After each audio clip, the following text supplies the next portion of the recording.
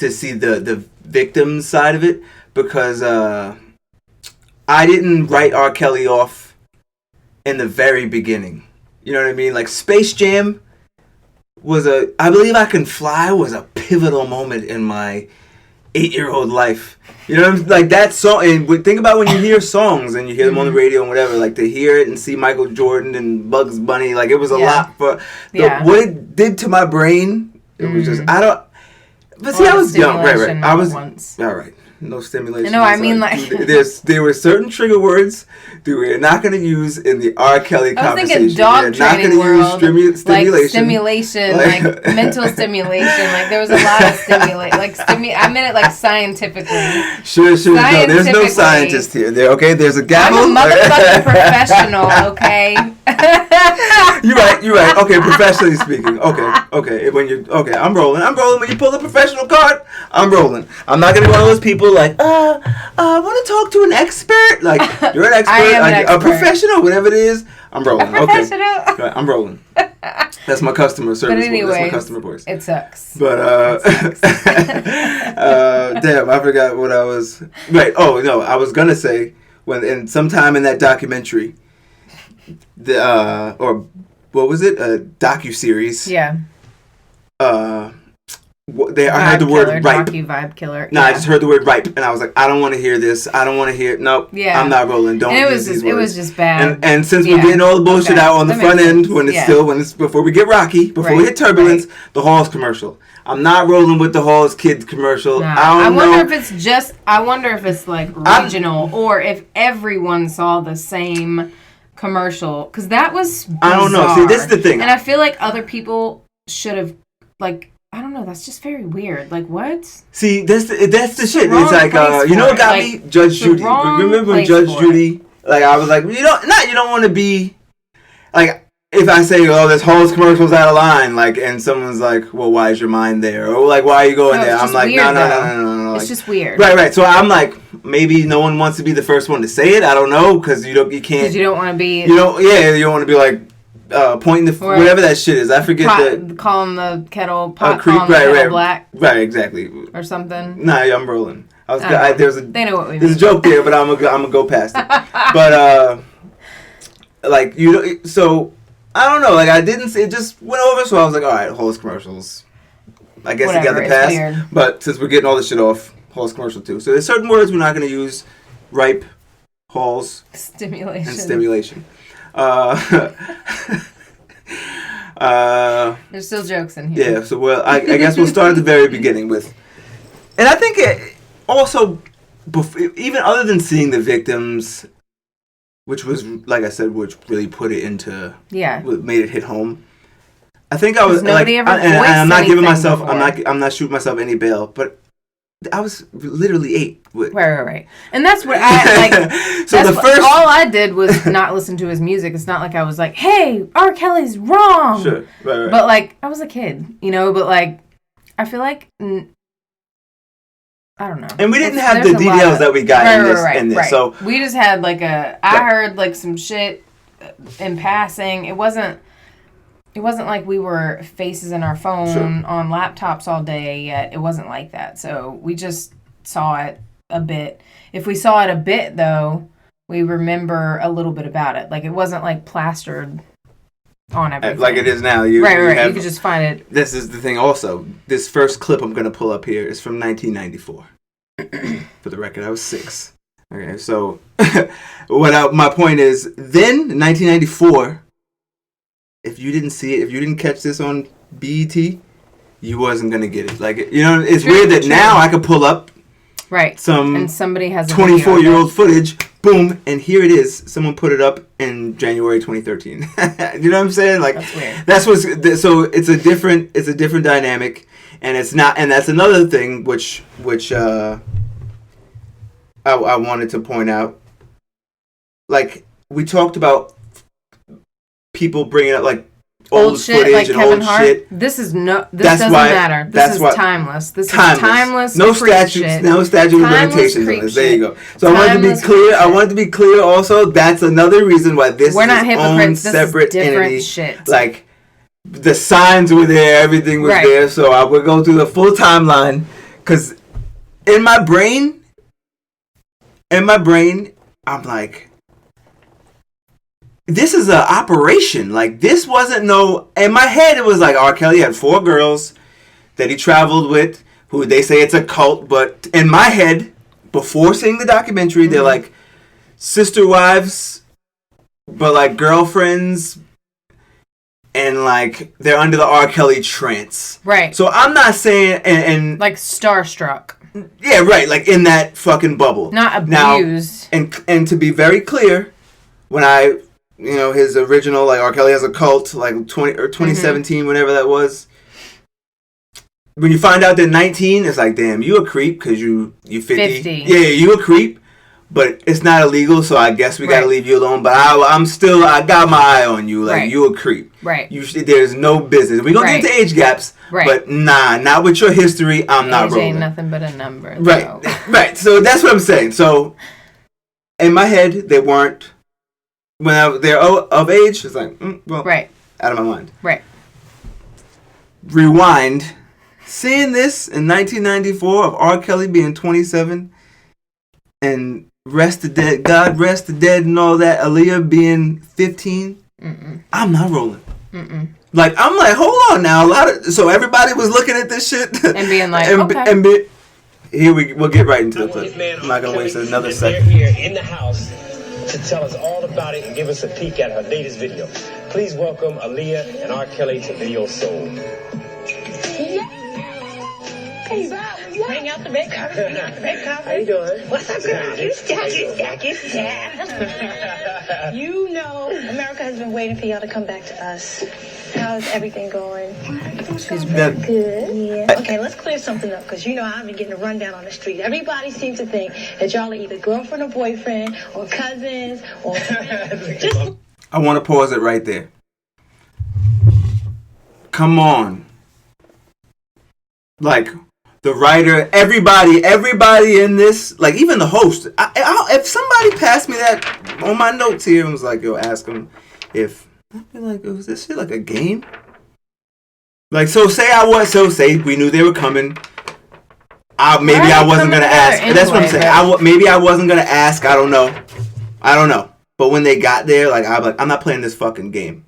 Like, are y'all boyfriend and girlfriend, cousins? Like, nah, this dude is 27 and she's 15.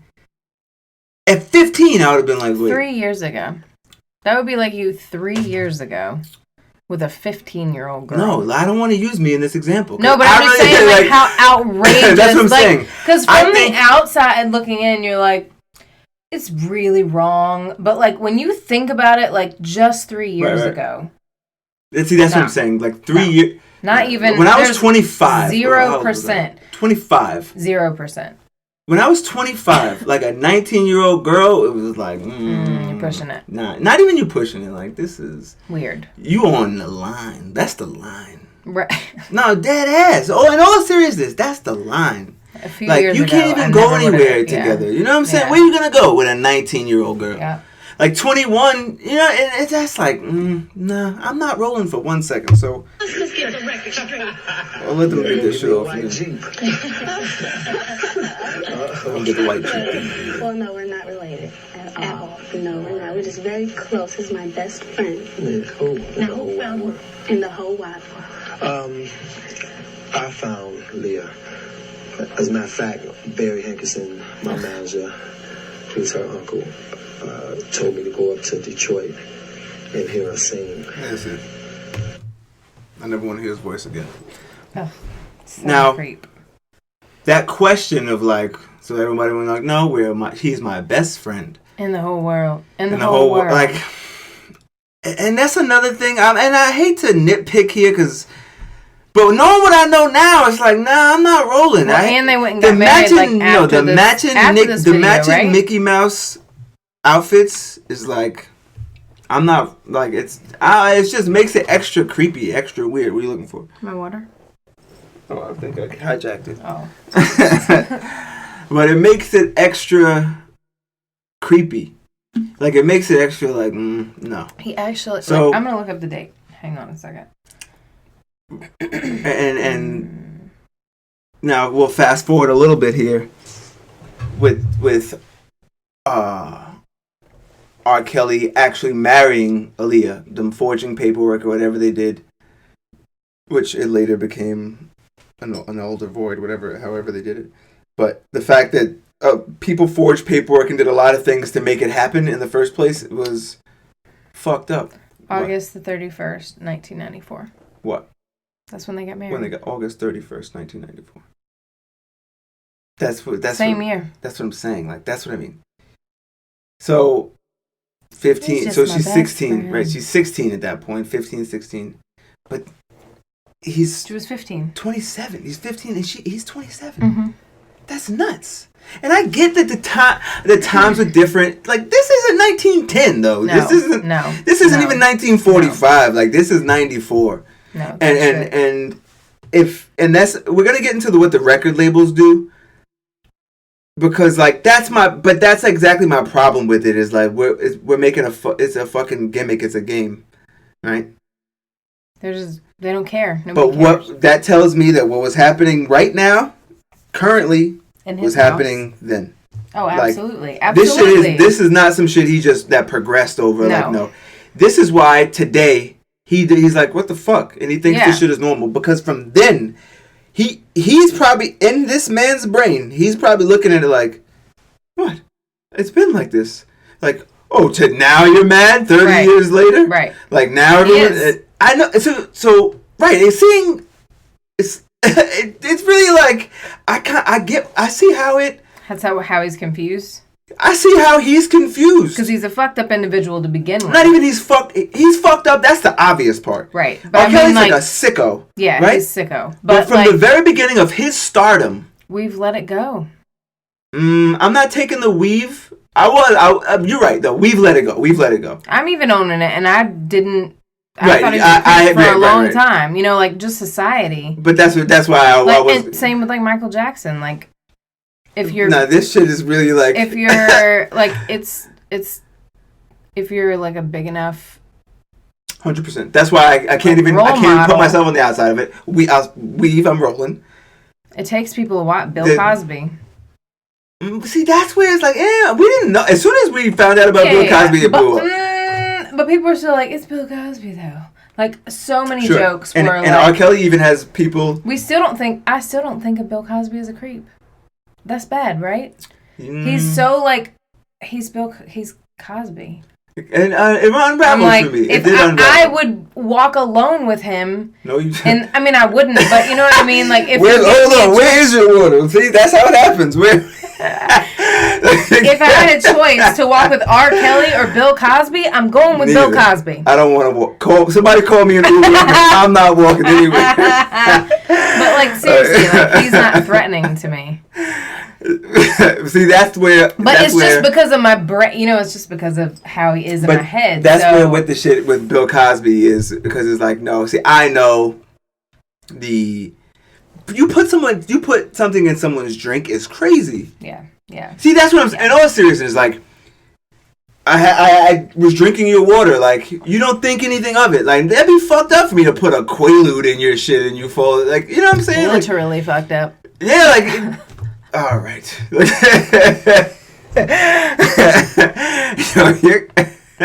What time is it? Like you can see these. I said when we dimmed the lights, we was taking a chance. Like we should have kept the lights on because I knew this shit was gonna go delirious. left. Maybe I don't know. I mean, I'm just pussy. I'm just getting pussy because.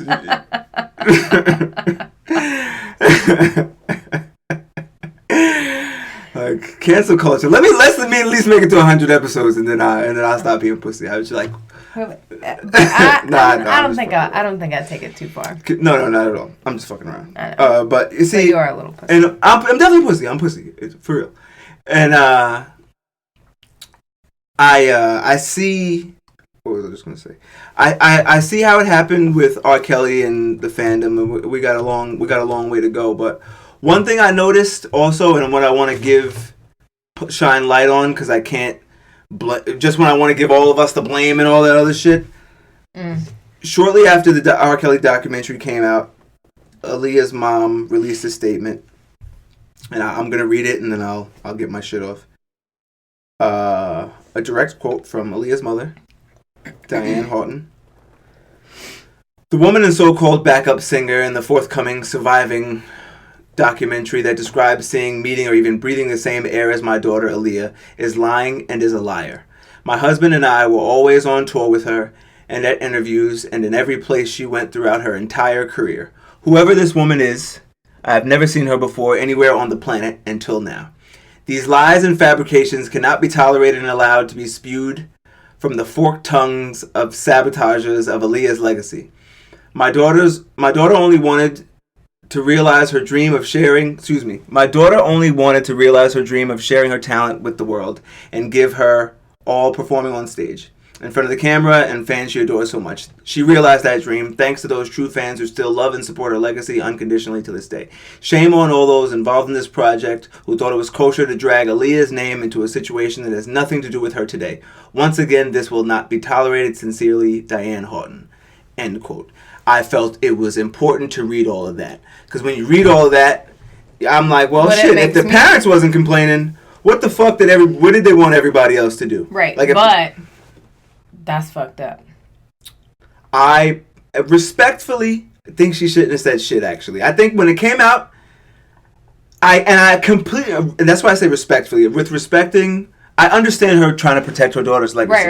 Right? But like, I think her legacy would never, like, it doesn't make, it makes people, like, feel sad for her, but not, like, nobody's, it doesn't tarnish her legacy. I don't think, it tarnishes his for .001 legacy. And then, you know what, I'm glad you said that.